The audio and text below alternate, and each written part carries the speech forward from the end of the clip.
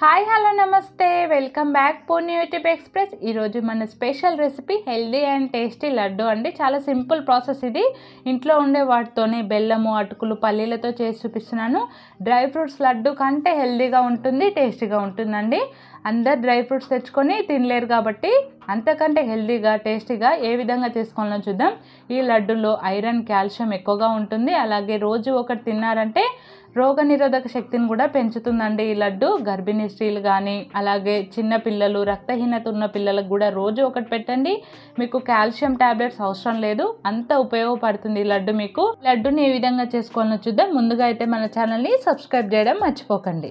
ప్రాసెస్లోకి వెళ్దాం. స్టవ్ వెలిగించుకొని ఒక కడాయి పెట్టుకొని దీంట్లోకి 1 కప్పు పల్లీలను వేసుకొని లో ఫ్లేమ్లో పల్లీలను ఫ్రై చేసుకోండి. లో ఫ్లేమ్లోనే ఫ్రై చేసుకోండి, అప్పుడే పల్లీలు లోపల వరకు ఫ్రై అయ్యి పచ్చివాసన అంతా పోయి లడ్డు అనేది కమ్మగా ఉంటుందండి.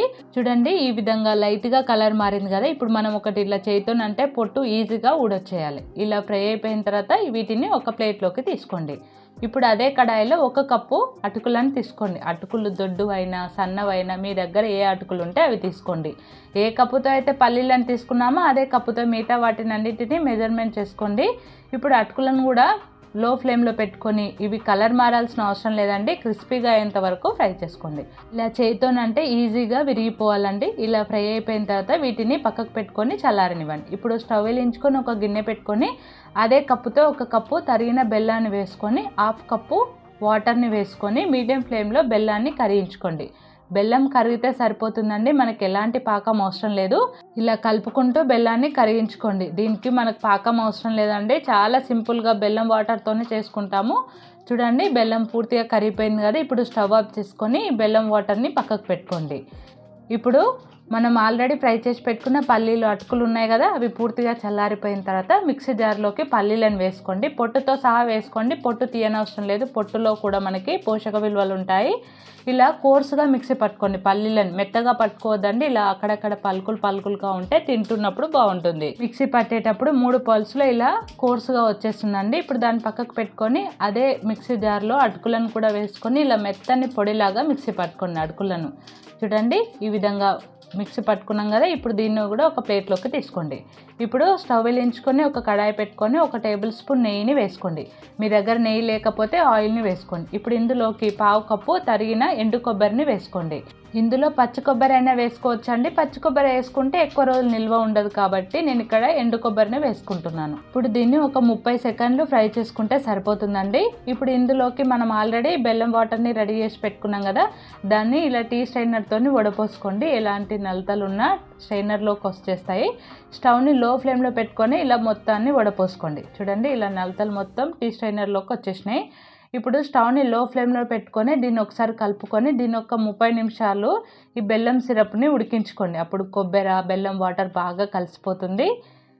ఇలా ఒక 30 నిమిషాలు దీన్ని ఉడికించుకున్న తర్వాత ఇందులోకి మనం మిక్సీ పట్టుకున్నాం కదా పల్లి పొడి అని ఇందులోకి వేసుకొని బాగా అంతా కలిసేలాగా కలుపుకోండి. ఇప్పుడే అటుకుల పొడి వేయద్దండి, బెల్లము, పల్లీలు ఒకసారి బాగా ఉడికించుకుంటే బాగుంటుంది టేస్ట్. ఇప్పుడు అంతా ఇలా కలిసేలాగా కలుపుకున్న తర్వాత ఇందులోకి 3 యాలకులను దంచి వేసుకోండి.